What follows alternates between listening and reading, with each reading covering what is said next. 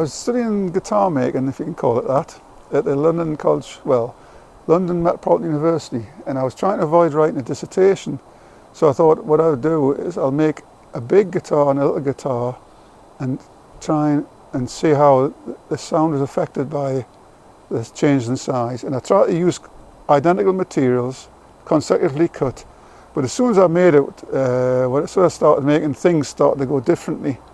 So the experiment was rather silly, and I still ended up having to write a dissertation, which I didn't do very well on. But anyway, I made this guitar. This one's sort of basically my own take on a Martin 00 model, 12th fret. So this is the little guitar, and if you, I don't know if you can go close. This one I called the single elephant, because it's got a little elephant on the 12th fret. And it's all a bit funny and things went wrong, but it's quite a nice sound guitar. I got a mahogany plank from Hammersmith and I carried it home and cut the college to cut the sets. But anyway, this is the single elephant guitar. They were strung up in 1997 and they've been strung up ever since. They seem to be okay. So.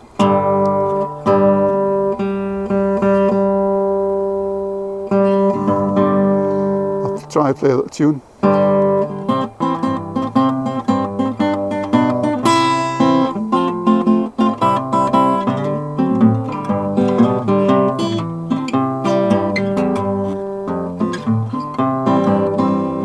Anyway, that was my version of Blade and Races. Takes years to get in tune, but it's not a bad sound guitar anyway. I should stick to Old MacDonald.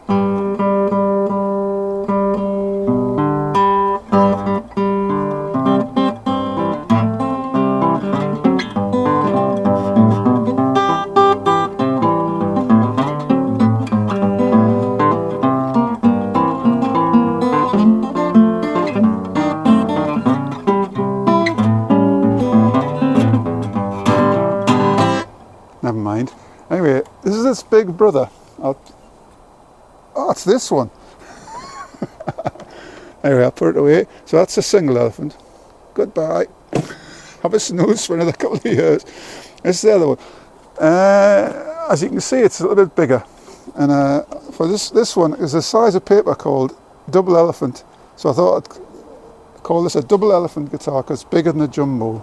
And it's got the two little elephants, handmade. And I made it out of the same plank of wood, but this one, instead of having 2 bits, it's got 4 bits. So there's 3 joins, and the same with the soundboards. Funny motley Sitka spruce. But things went wrong because the neck's very thin, so they were not identical. But this guitar it's a really lovely sounding guitar, but it's just hard to hold. Most people cannot hold it. But I find it's best if you happen to come across one of these. Actually, which incidentally, it's a copy of a Washburn, a genuine Washburn guitar called I think it was called the Washburn Conservatory Monster Bass Guitar, and it was produced because dance bands were getting popular and bigger, and they wanted a guitar that they thought bigger would cut through a dance band. But it was a little bit of a blind alley, and I think they were making them to order in the 20s still, and theirs were bigger. I think it was 6-inch deep. This is 4-inch deep. But anyway, I'll try and play some. It has a nice sound, almost breathes.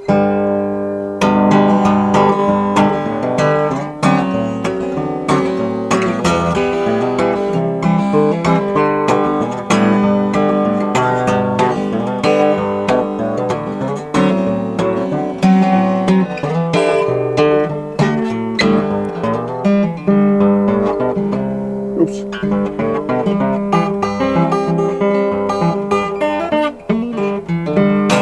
Bit out of practice, but anyway. But it's a nice sound guitar, and when I made them, I got people to sit down and I played them behind them, and then they seemed to like this one until they turned around.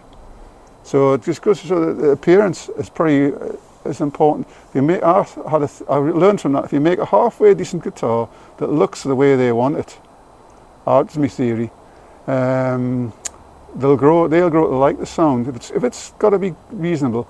Whereas you make one that they like the sound of, but they don't like the look of, they probably wouldn't be interested. But fundamentally, you've got to get out of bed in the morning to make things, and are too fond of lying in bed. But it's a nice sound guitar.